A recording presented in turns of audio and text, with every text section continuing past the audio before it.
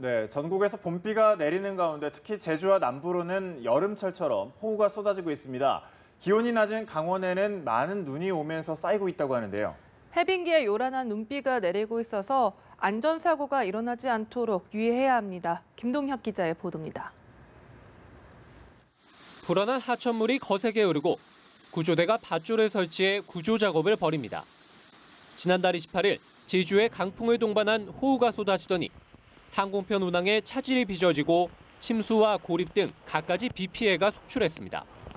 제주와 내륙 곳곳으로는 또 한 차례 큰 비가 쏟아지고 있습니다. 이번에도 강풍이 불고 벼락이 치는 등 요란한 호우라 피해가 우려됩니다. 남서풍이 강하게 유입되는 제주도와 남해안을 중심으로 돌풍과 천둥, 번개를 동반한 시간당 20mm 이상의 강한 비와 함께 최고 70mm 이상의 많은 비가 내리겠습니다. 충청과 남부 곳곳으로 최고 60mm, 서울 등 수도권에도 최고 40mm의 적지 않은 비가 내립니다.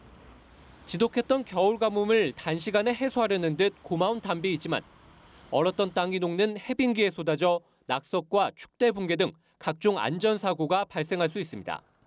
전국에서 메마름이 가장 심하다는 영동으로는 상당한 양의 눈이 내려 쌓입니다. 강원 산지에 50cm가 넘는 폭설이, 그 밖에 강원 많은 곳에도 밤새 10cm가 넘는 눈이 예상됩니다. 경기 동부와 충북, 영남 일부에서도 최고 3cm의 눈이 쌓일 것으로 보여 출근길 눈길에도 대비하는 것이 좋습니다. 기상청은 이번 강수가 오후쯤 대부분 그칠 것으로 보인다며 호우와 대설, 강풍특보를 실시간으로 잘 살펴달라고 당부합니다. 연합뉴스TV 김동혁입니다. 네, 어젯밤 10시쯤 강원도 홍천군 북방면 소매공리 중앙고속도로 춘천 방면 홍천강 휴게소 인근에서 승용차 석 대가 연쇄 추돌했습니다. 이 사고로 70대 여성 A씨와 12살 B군, 40대로 추정되는 운전자 C씨 등 총 3명이 숨지고 5명이 다쳐 인근 병원으로 옮겨졌습니다. 경찰은 2차로를 달리던 승용차가 앞서가던 마티즈를 들이받고 뒤따르던 산타페가 사고의 충격으로 튕겨나간 마티즈를 또 한 번 들이받았다고 말했습니다. 경찰은 자세한 사고 경위를 조사 중이라고 밝혔습니다. 어젯밤 9시 30분쯤 서초구 남부순환로 서울시 교육연수원 인근에서 승합차가 중앙분리대 충격방지 장치를 들이받았습니다. 이 사고로 차에 타고 있던 57살 유모 씨 등 10명이 다쳐 병원으로 옮겨졌습니다.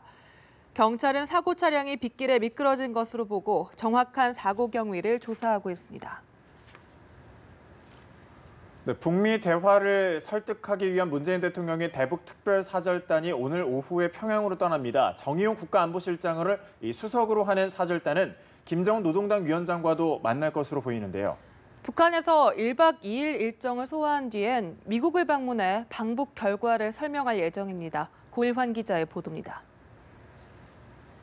문재인 대통령은 5일 정의용 국가안보실장을 수석 특별사절로 하는 특별사절단을 북한에 파견키로 했습니다.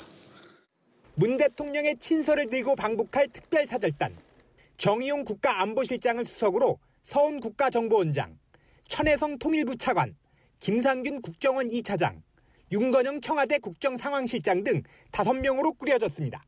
실무진 5명을 포함하면 모두 10명이 방북합니다.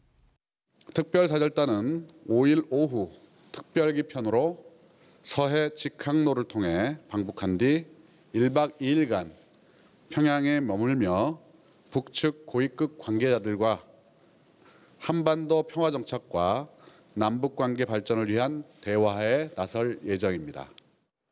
특사단은 비핵화와 북미 대화 등 현안을 논의합니다. 김정은 노동당 위원장과의 만남도 예상됩니다. 청와대 고위 관계자는 문재인 대통령이 북한의 김여정 특사를 접견했으니 그에 상응하는 결과가 있을 것이라고 말했습니다.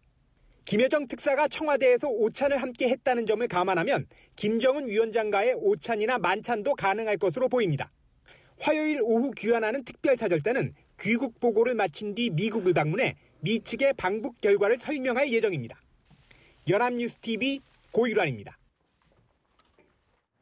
네, 오늘 방북하는 특별사절단은 문재인 대통령의 친서를 들고 갑니다. 가장 시급한 북미 대화 성사를 위한 중재안이 담길 것이란 관측이 나오는데요. 이에 북한이 어떤 태도를 보이느냐에 따라 한반도 정세가 급변할 것으로 보입니다. 정영빈 기자입니다. 1박 2일간 북한의 고위급 인사들을 만나게 될 특별 사절단. 북미 대화의 여건 조성이 가장 중요한 과제로 꼽힙니다. 북한의 비핵화 의사 표명이 미국이 내건 북미 대화의 전제 조건이지만 북한은 조건이 달린 대화는 결코 받아들일 수 없다는 입장입니다. 이에 따라 문재인 대통령은 친서에서 북미 대화를 성사시키기 위한 북한의 입장 변화를 설득할 것으로 보입니다. 미국의 조건을 충족시키기 위한 구체적인 제안도 포함돼 있을 것이라는 분석입니다. 6일 오후 귀환하는 특별사절단은 귀국 보고를 마친 뒤 미국을 방문해 미측의 방북 결과를 설명할 예정이며 중국, 일본과도 긴밀히 협의를 이어나갈 예정입니다. 특사단은 귀국 후엔 곧바로 미국을 방문합니다. 북한의 입장에 변화의 여지가 있을 경우 이를 미국 정부에 설명하고 북미 대화를 중재하겠다는 것입니다. 결국 문 대통령의 친서에 북한이 어떤 반응을 보이느냐가 향후 한반도 정세를 좌우할 것으로 보입니다. 다만 청와대 고위 관계자는 북측 최고위급 인사의 생각이 어떤지 들어보는 게 이번 방북의 중요한 목표라며 기대 섞인 섣부른 관측을 경계했습니다. 한편 북미 대화 여건 조성뿐 아니라 남북 관계 개선도 이번 특사단 파견의 주요 과제로 꼽힙니다. 이에 따라 문 대통령의 친서에는 남북 정상회담 관련 내용도 담길 것으로 보입니다. 연합뉴스TV 정영빈입니다. 도널드 트럼프 미국 대통령이 김정은 북한 노동당 위원장과의 직접 대화 가능성에 대해 처음으로 언급했습니다. 로이터 통신에 따르면 현지 시간 3일 트럼프 대통령은 워싱턴 주재 중견 언론인과의 만찬 자리에서 김정은과의 직접 대화도 배제하지 않을 것이라고 말했습니다. 트럼프 대통령의 발언에 대해 로이터는 농담인지 아니면 공식적인 미북 대화가 임박했다는 것인지는 분명하지 않다고 설명했습니다. 트럼프 대통령은 직접 대화 가능성을 언급한 뒤 미치광이 다루기의 위험성에 관한 그것은 그의 문제이지 내 문제가 아니라는 농담을 쏟아냈습니다. 제임스 리시 미국 상원 외교위원회 반테러 소위원회 위원장이 한반도 전쟁 가능성은 전적으로 김정은 북한 노동당 위원장에게 달려있다고 주장했다고 시사종합지 애틀랜틱이 보도했습니다. 평창 올림픽 폐막식 당시 이방카 트럼프 백악관 보좌관과 함께 방한했던 리시 소위원장은 최근 독일 민헨 안보회의에서 가상의 북한 공격 시나리오를 거론했던 배경을 설명하면서 이같이 말했습니다. 한편 리시 소위원장은 평창 동계올림픽을 계기로 외교적 돌파구가 열릴 가능성에 대해 북한과 대화의 역사는 좋지 않았다며 부정적인 전망을 내놓았습니다.